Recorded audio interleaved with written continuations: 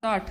Mr. Deputy Chairman, I thought I should rise to support the point put forward by the Honorable Mr. Kunzru, but my honorable friend from Hyderabad has said certain things which I had better deal with first. He has attacked more or less the whole system of elections in India. He has talked of indirect election and so on. I am afraid he has gone far beyond the scope of the bill, and I do not think that needs an answer at all. As regards the question of preparing electoral rolls, I think there is ample power vested in the Election Commission to order the preparation of a regular electoral roll if the Election Commission considers it necessary for any extraordinary reasons, such as a large from one place to another and things of that kind.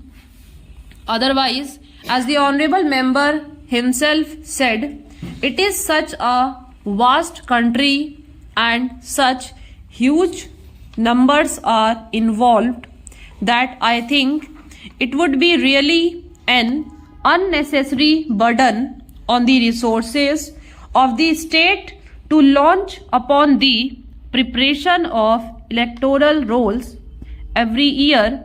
The same purpose could be served by revising the electoral rolls every year as per the directions given by the Election Commission, as well as the rules laid down for the purpose.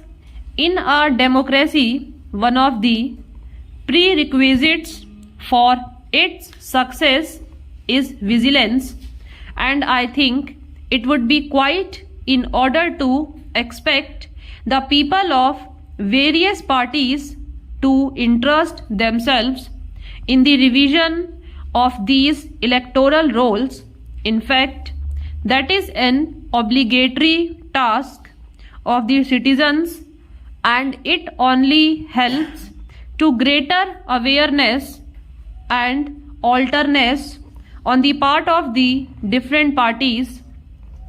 There was another point made by my honorable friend to which I should like to refer.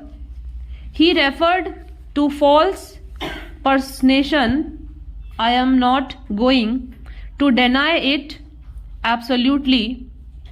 There might have been some false personation, but to say that it was the Congress that resorted to false personation and that all other parties were paragons of virtue and were angels dropped from heaven is simply absurd.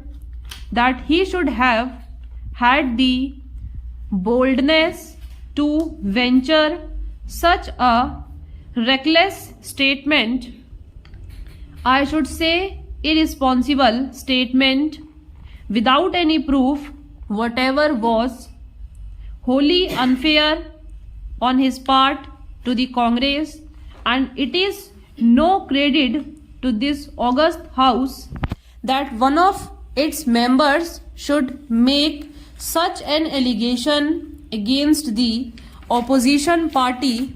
Sir, my purpose is more to appreciate the stand taken by my honorable friend Sri Kunzru.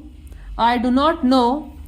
It is for the honorable minister to say whether even now, as the clause stands, it would not be open to the Election Commission to review the order of the Chief Electoral Commission made in appeal against an order of the Electoral Registration Officer I have an idea that the Election Commission is supreme in these matters, that even when there is an appeal from the electoral registration officer to the chief electoral officer and the chief electoral officer passes an order, though it may be final in the ordinary sense, it does not preclude the Election Commission from revising that order. I would like to be enlightened on this point.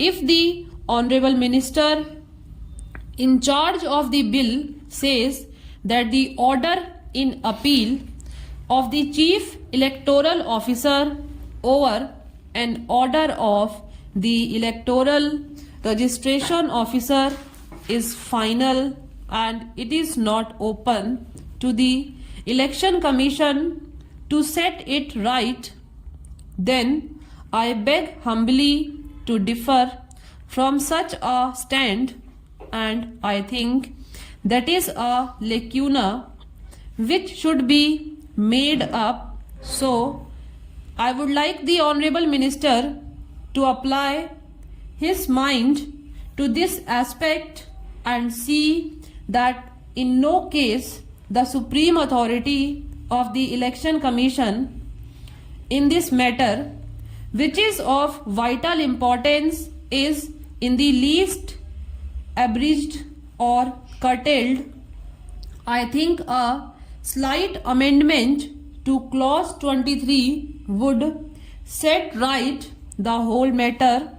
There is only one other remark which I wish to make before I conclude, and that is with regard to clause 25 on page 8.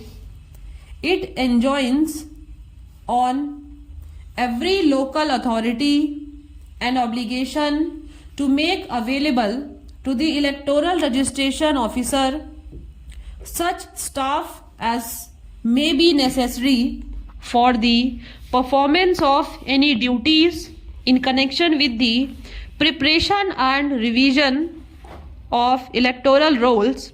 Well, with the knowledge that we have of these, local authority may fail to make available to the electoral registration officer the staff that he wants. Now, what is the remedy if the local authority does not meet that obligation?